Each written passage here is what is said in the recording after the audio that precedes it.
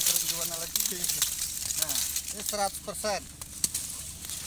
Memang sedikit capek.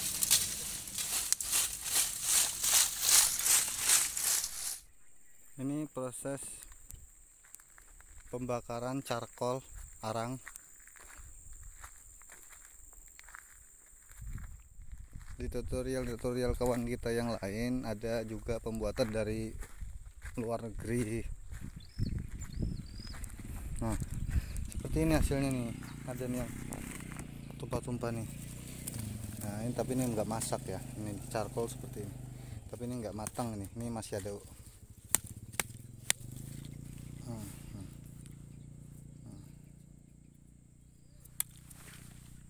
Seperti ini caranya. Yang ini. Jadi bahannya dari limbah kayu ulin. Adanya limbah ini dulu di sini mungkin hutan rimba, pembukaan lahan untuk dijadikan tempat tinggal atau perkebunan. Jadi ini wilayah perkebunan ya guys, wilayah perkebunan dekat pemukiman.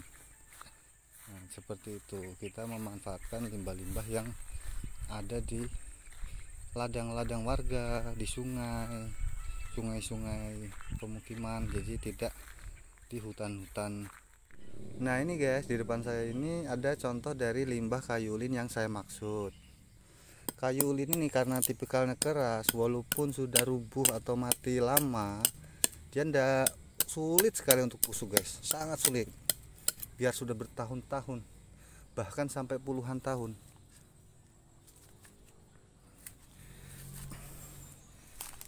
Nah ini ada lagi.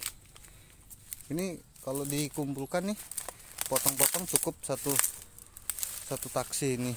Ini yang bahan yang saya jadikan untuk membuat harang charcoal. Kenapa saya maksud dengan limbah? Karena posisinya tidak di hutan. Dulunya mungkin di zaman pembukaan lahan orang zaman dulu atau zaman trans untuk penanaman.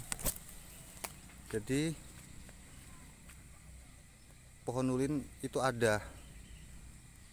Ya ini di belakang pemukiman orang ya, bukan di hutan. Ada di dekat sumber air warga. Nah, di belakang perkebunan, di kebun sawit warga. Kayunya tersebut. Nah seperti itu yang saya maksud, pemanfaatan limbah yang tidak terpakai. Apabila di tangan yang mempunyai jiwa seni yang tinggi guys, ini bisa dimanfaatkan untuk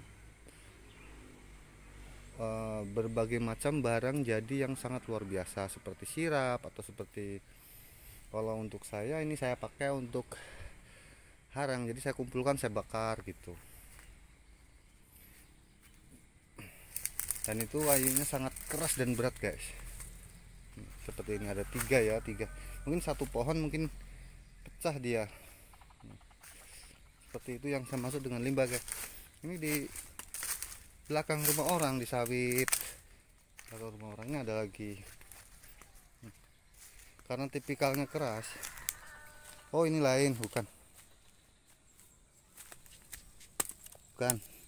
Ini pohonnya, ini bukan.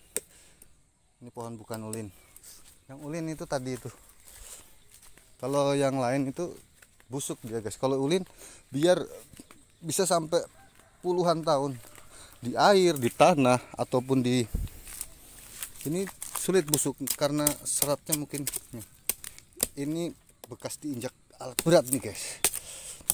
Waktu menggali itu, mungkin menggali kolam itu, jadi bekasnya pecah. Ini mungkin dulunya satu, pohonnya satu.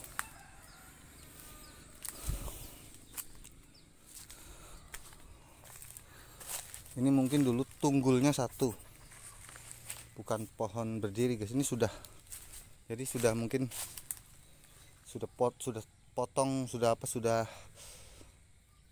tunggulnya tingginya mungkin dia segini, nancepnya di tanah gini. Sisanya segitu, itu tunggul berdiri mungkin itu guys. Dulu rubuhnya mungkin sudah zaman dulu waktu penebangan lahan atau pembukaan lahan zaman dulu, zaman orang tua-tua dulu atau zaman trans, seperti itu guys. Yang saya maksud dengan pemanfaatan limbah-limbah kayu ulin, jadi ngambilnya di belakang-belakang rumah warga, di perkampungan lah, bukan di hutan. Kita manfaatkan sebisa mungkin di saat pandemi seperti ini. Nah, untuk ya bagi yang punya kebun gitu senang, soalnya kebunnya bersih, kalau jalan nggak kesandung, pemanenan sawit juga tidak menghalangi.